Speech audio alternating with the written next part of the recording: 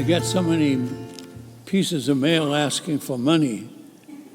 And you probably do at this time too. Yeah, they love me for my money. Today's reading from Luke reads, "Then someone called from the crowd, 'Sir, please tell my brother to divide my father's estate with me.' But Jesus replied, 'Man, who made me a judge over you to decide such things as that?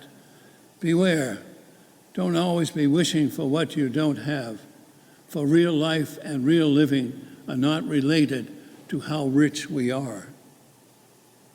Jesus is saying judgment about disputes is not part of his ministry.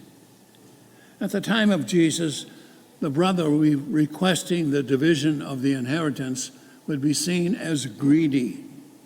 The brother would have been trying to acquire for his own personal possession a share of the family inheritance and was always considered stealing. Then Jesus delivers a parable about a rich man who apparently does not leave grain behind in the field for gleaners and poor widows and orphans, and does not tithe. He had so much left over. Why didn't he give it to the poor? Why didn't he leave it in the field for people to take? An honorable man would be interested in what was rightfully his, meaning what he already had. He would not want more. Anyone with a surplus would normally feel shame unless he gave liberally to the community.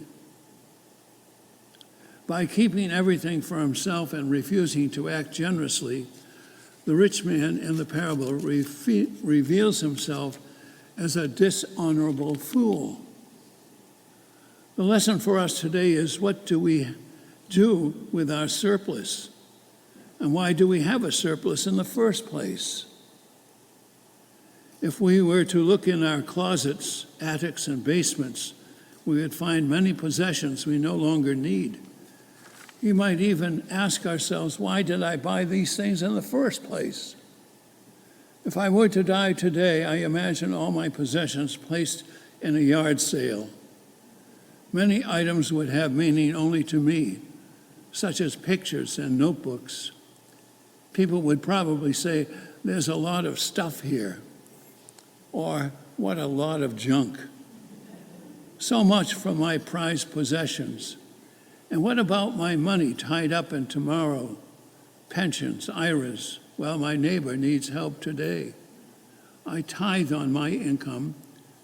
A tithe is 10%. I believe that I know I don't have children to take care of, or a wife to take care of, or a home to take care of, but it's all proportionate, isn't it? And so tithing is, I think that 10% of it belongs to God. So I give that away right away. But I've gone to 20% actually, and I tithe on my income, so I think I'm doing my part to return to God all that he has given to me. What about the generosity of our parishioners and our country? The United Nations has asked the wealthiest countries to give at least 0.7% to their gross national product to foreign aid. The United Nations has asked the wealthiest countries to give 0.7%.